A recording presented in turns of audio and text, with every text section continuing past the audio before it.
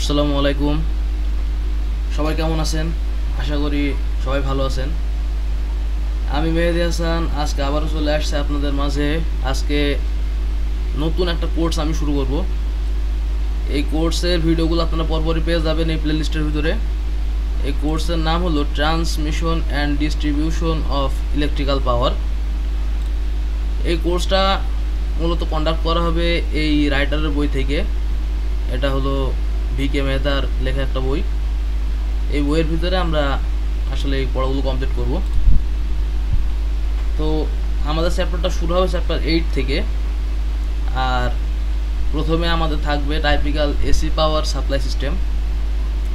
আমরা এখানে মূলত এসি পাওয়ারটা কীভাবে জেনারেট হয়, কীভাবে সাপ্লাই হয়, কীভাবে ডিস্ট্রিবিউশন হয়, কীভাবে কনজিউমার ইউজ করে, এগুলো দেখাবো এইখানে। তো আপনারা এখানে দেখতে পাচ্ছেন যে জিএস মিনস জেনারেটিং স্টেশন, যেখানে পাওয়ারটা জেনারেট করা হয়। তো আপনারা জানেন অথবা না জানলে এখন জেনে নেবেন যে পাওয়ার সিস্টেম সবসময় জেনারেশন ভোল্টেজ 11 কেভি মেনটেন করে থাকে। এই 11 কেভি মেনটেন করার একটা কারণ আছে, সেটা হলো 10 কেভি পর্যন্ত জেনারেট হয় আর 1% লস তারা এক্সট্রা জেনারেট করে, সেই হিসাবে 11 কেভি এটা জেনারেট হয় 3 ফেজে। এখন জেনারেট করলে তো হবে না, এটাকে ট্রান্সমিশন লাইনে দিতে হবে। ট্রান্সমিশন লাইনের সাহায্যে এটাকে ন্যাশনাল গ্রিডে কানেক্ট করতে হয়। তো এর জন্য আমাদের প্রয়োজন হয় একটা স্টেপ আপ ট্রান্সফরমারের। কেন ইউজ হয় সেটাও আমি বলছি। আসলে 11 কেভিতে যখন পাওয়ারটা জেনারেট করা হয় তখন মনে করেন আপনার পাওয়ার ডিমান্ড আছে সাপোজ 500 কেভি। তো সেই ক্ষেত্রে 500 কেভি যদি আপনি 11 কেভিতে জেনারেট করেন তো দেখা যায় হিউজ পরিমাণ অ্যাম্পিয়ার জেনারেট করতে হয়। আর আসলে পাওয়ার সিস্টেমগুলো এভাবেই জেনারেট করে যে লো ভোল্টেজের অনেক হাই কারেন্ট সেটাকে ট্রান্সফরমার করে কি, যেটাকে হাই ভোল্টেজ কিন্তু লো কারেন্টে কনভার্ট করে। আমরা জানি সবসময় যে লসটা দেখা যায় পাওয়ার সিস্টেমে সেটা হলো রেজিস্টিভ লস, যেটার ইকুয়েশন হলো I²R। অর্থাৎ যত বেশি পরিমাণ কারেন্ট তত বেশি পরিমাণ সেখানে পাওয়ার লস। তো এই লসটা কমানোর জন্য কাজ করে এই ট্রান্সফরমারটা। এটা হাই ভোল্টেজে লো কারেন্ট জেনারেট করে। এরপরে এটা ট্রান্সমিশন লাইনে দিয়ে দেয়, এটাকে বলা হয় প্রাইমারি ট্রান্সমিশন লাইন। প্রত্যেকটা লাইনেরই নাম আছে। তো প্রাইমারি ট্রান্সমিশন লাইন থেকে মূলত সবাই পাওয়ারটা রিসিভ করে। এখান থেকে মূলত বিভিন্ন দিকে পাওয়ারটা কিন্তু যায়। যেমন এখানে আপনি দেখতে পাচ্ছেন যেখানে দুটো রিসিভিং স্টেশন দেখানো হয়েছে। শুধু দুটো নয়, আরও অনেক থাকতে পারে রিসিভিং স্টেশন। এই রিসিভিং স্টেশনগুলোর কাজ হলো এই পাওয়ারটাকে রিসিভ করা। এখন আপনি যত ইজিলি এই 11 কেভি থেকে 132 কেভিতে আপডেট করতে পারলেন, ততটা ইজিলি যদি আবার আপনি ভোল্টেজ ডাউন করে ফেলেন তাহলে বিপদ আছে আবার, কারণ এরপরেও এই বিদ্যুৎটাকে লম্বা পথ পাড়ি দিতে হবে। সুতরাং এখানে আপনি চাইলে খুব বেশি লো ভোল্টেজ করতে পারবেন না, করলে লস হবে বেশি। তো এই ক্ষেত্রে এটা করে কি, 132 কেভি থেকে অনলি 33 কেভিতে ভোল্টেজ ডাউন করে। এখানে কারেন্ট কিছুটা বাড়ানো হয়। এরপরে বিভিন্ন রিসিভিং স্টেশন এখান থেকে কিন্তু পাওয়ারটা রিসিভ করে। তো রিসিভিং স্টেশন পাওয়ারটা রিসিভ করার পরে এই একটা রিসিভিং স্টেশনের অ্যাক্রসে যে লাইনটা থাকে ট্রান্সমিশন লাইন, তাকে বলা হয় সেকেন্ডারি ট্রান্সমিশন লাইন। সেটা এখানে দেখানো হয়েছে। এই লাইনটা হলো সেকেন্ডারি ট্রান্সমিশন লাইন। এখন সেকেন্ডারি ট্রান্সমিশন লাইনেও কিন্তু ভোল্টেজ অনেক হাই। আমরা এখানে দেখলাম যে 132 কেভি থেকে 33 কেভিতে কিন্তু তারা ভোল্টেজ ডাউন করেছে, কিন্তু এটা যথেষ্ট নয়। 33 কেভি লোডে ইউজ করার জন্য যথেষ্ট নয়। তো এটাকে আমাদের আরও ভোল্টেজ ডাউন করা দরকার। তো সেই ক্ষেত্রে আমরা সেকেন্ডারি ট্রান্সমিশন লাইনে আমরা আবারও ভোল্টেজ ডাউন করব। সেটা করব কত, 33 থেকে 11 কেভিতে। এখানে কারেন্ট 3 গুণ বেড়ে যায় আরও। এরপর আমাদের যে টার্মটা সেটা হলো বিভিন্ন সাবস্টেশন, যেটা সচরাচর আমরা বিভিন্ন জায়গায় দেখে থাকি এবং আমরা মনে করি যে মনে হয় বিদ্যুৎ এখানেই থাকে। বাস্তবে এখানে তারা থাকে না।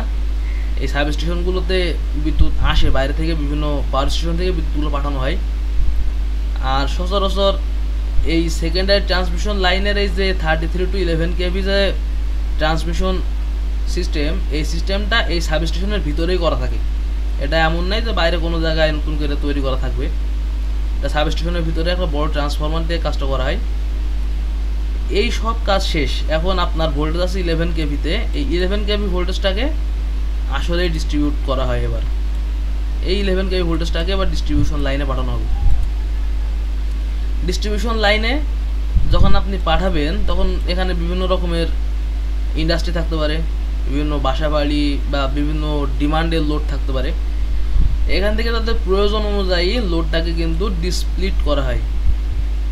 এখানে লোডটাকে ডিসপ্লিট করা হবে, এটাকে বলা হয় সেকেন্ডারি ডিস্ট্রিবিউশন লাইন। এই ডিসপিউটেড লাইনে এর কাজটা করে কি, মূলত এখানে 400 কেভি দিয়ে 400 ভি দিয়ে মেনশন করা হচ্ছে একটা 3 ফেজ লাইন 400 ভোল্টের, অথবা সিঙ্গেল ফেজ যদি আমরা হিসেব করি সেটা 220 ভোল্ট। আর এটাই মূলত কনজিউমাররা রিসিভ করে, হয় 3 ফেজ না হলে সিঙ্গেল ফেজ। এটাই মূলত এই হোল পাওয়ার ট্রান্সমিশন সিস্টেমের বেসিক কনসেপ্ট।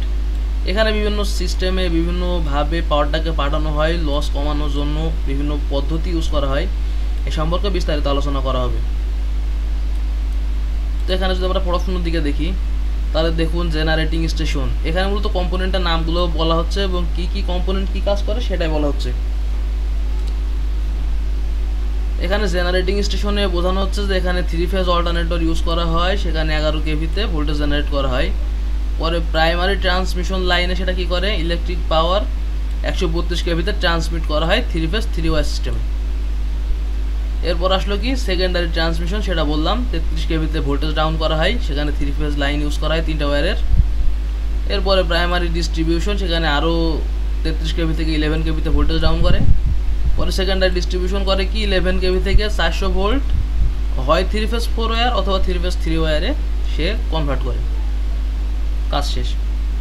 এখন সচরাচর আমাদের দেশে যদিও এসিতে ট্রান্সমিট করা হয় ভোল্টেজ, তবে মাইক্রোগ্রিড কনসেপ্টে কিন্তু ভোল্টেজটা সবসময় ডিসিতে পাঠানো হয়। মাইক্রোগ্রিড কনসেপ্টে মূলত ডিসি ট্রান্সমিশন সিস্টেম ইউজ করে, সেই সম্পর্কে এখানে একটু বলা হচ্ছে যে কিছু ডিসি ট্রান্সমিশনের কথা।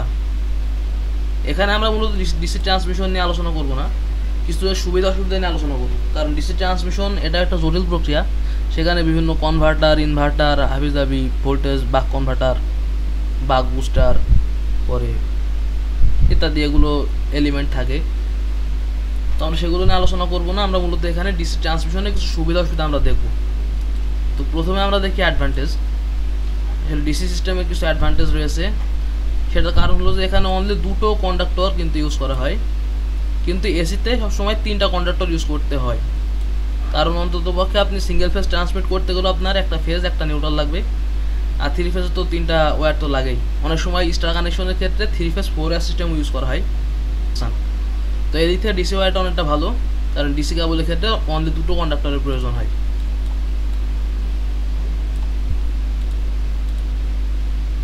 এরপর দেখি এখানে কোনো ইন্ডাকটেন্স, ক্যাপাসিটেন্স, ফেজ ডিসপ্লেসমেন্ট এবং সার্জ প্রবলেম থাকে না। এখানে ইন্ডাকটেন্স লস বলতে কি বোঝায়, ইন্ডাকটেন্স লস বলতে বোঝায় এসিতে সাপোজ একটা কন্ডাক্টরের ভিতরে যখন আমরা ভোল্টেজটা সাইনোসয়েডাল আকারে পাঠাই, তখন এখানে এই কন্ডাক্টরটাই একবার পজিটিভলি চার্জ হয়, একবার নেগেটিভলি চার্জ হয়। এই হওয়ার কারণে এই কন্ডাক্টরের নিজের ভিতরে কিছু ইডি কারেন্ট ফ্লো করে, ইডি কারেন্টের কারণে কিছু পরিমাণ পাওয়ার এখানে লস হয়, কন্ডাক্টরটা হিট জেনারেট করে। তো এটাকে বলা হয় মূলত ইন্ডাকটেন্স লস। এবার আমি দেখাবো ক্যাপাসিটেন্স লসটা কি।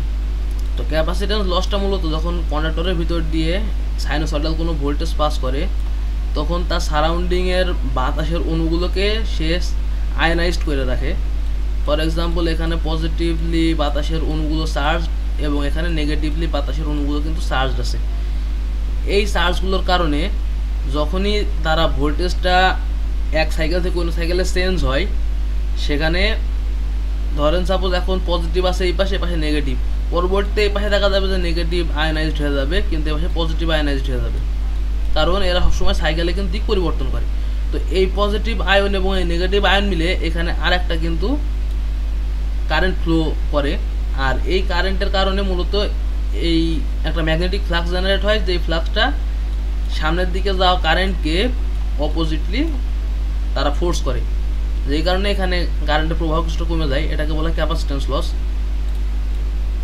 এই ক্যাপাসিটেন্স লসটা রিমুভ করার কারণে বেশ কিছু পদ্ধতি আমাদের অবলম্বন করা লাগে, তার ভিতরে একটা হলো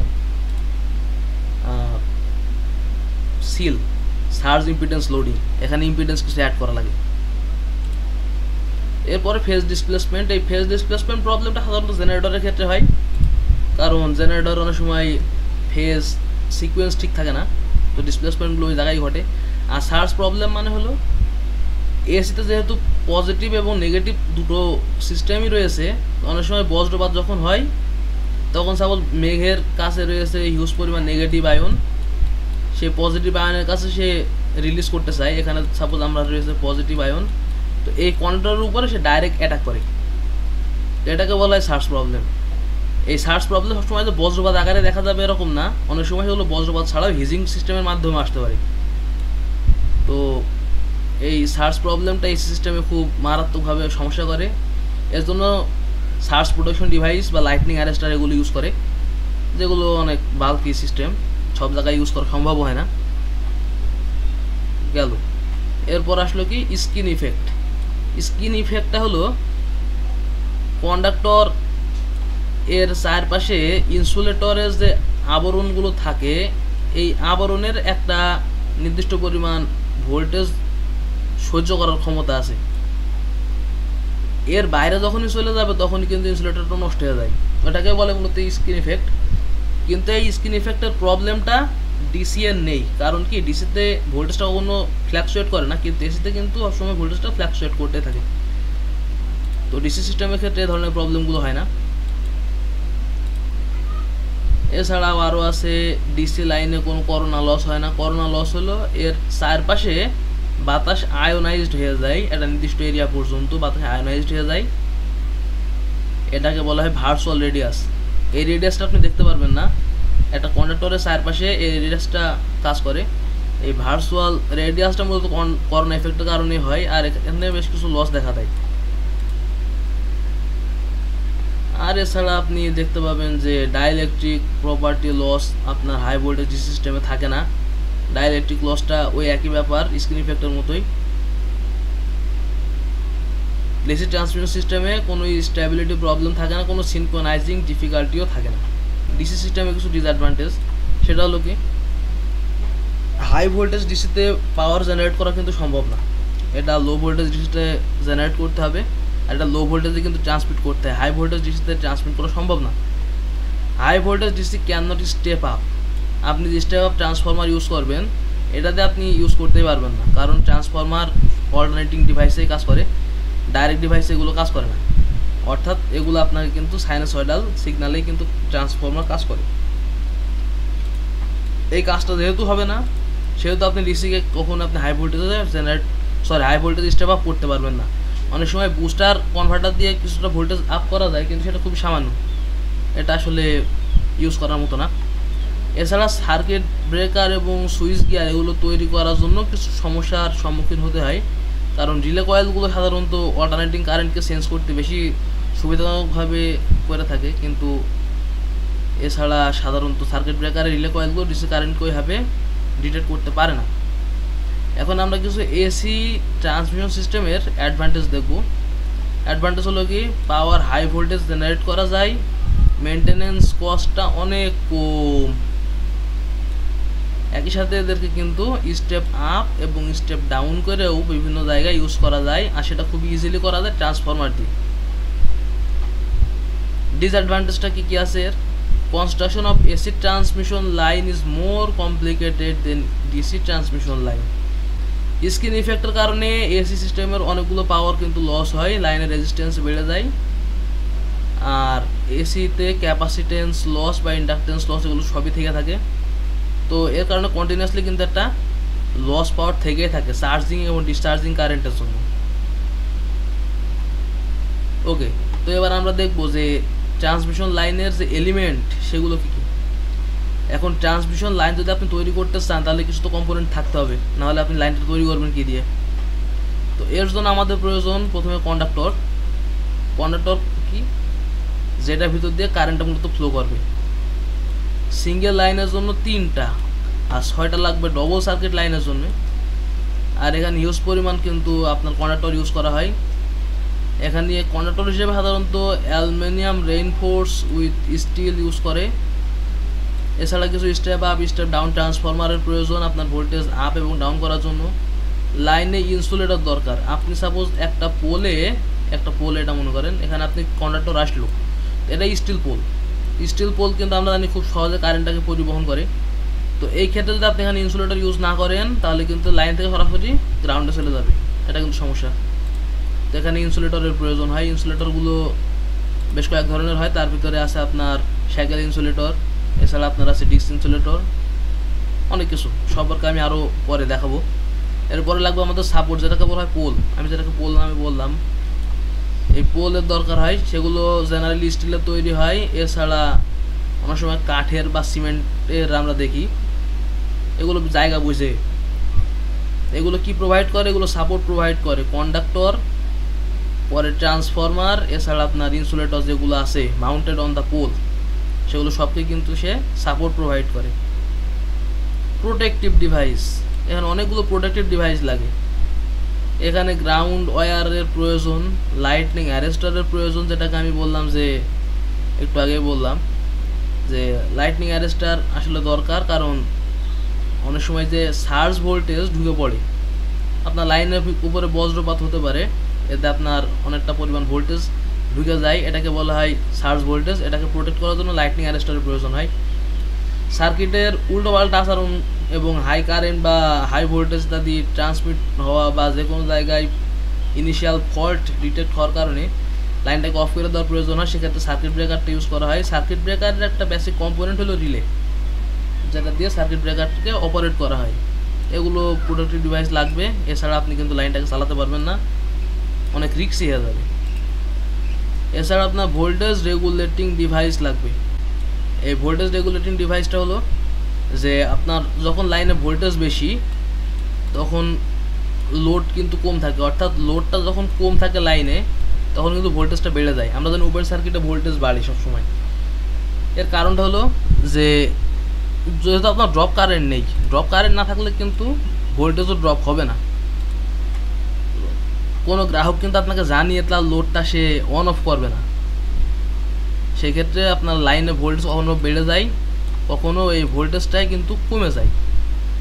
এটাকে প্রোটেকশন দেওয়ার জন্য আমাদের কিছু অ্যারেঞ্জমেন্টের দরকার হয়, তার ট্যাপ চেঞ্জিং ট্রান্সফরমার সম্পর্কে আলোচনা করা হবে। এটা নিয়ে দুশ্চিন্তা করার কোনো কারণ নেই। তো আজকে এই পর্যন্ত রাখলাম। পরে এই সম্পর্কে কিছু আমাদের ম্যাথ আছে, আমরা ম্যাথটা করলে আসলে এই যে পড়াশোনা আমরা যা করলাম এই সম্পর্কে আমরা ভালো আইডিয়া পাবো। তো দেখা হচ্ছে পরের কোনো ভিডিওতে। নেক্সট ভিডিওর জন্য আপনারা খেয়াল রাখবেন। এখানে ভিডিওগুলো ভালো লাগলে শেয়ার করবেন আপনার ফ্রেন্ড সার্কেলের ভিতরে, যাতে তারাও শিখতে পারে। আর এখান থেকে যদি কোনো ব্যাপারে আপনাদের কোনো প্রশ্ন থাকে আপনারা কমেন্ট করতে পারেন, অথবা আমার ফেসবুক অ্যাকাউন্টের লিঙ্ক থাকবে দেওয়া, আপনারা মেসেজ করতে পারেন, আমি উত্তর দেওয়ার চেষ্টা করব বা এই সম্পর্কে আরও বিস্তারিত ভিডিও আপলোড দেওয়ার চেষ্টা করব। সবাইকে ধন্যবাদ। আসসালামু আলাইকুম।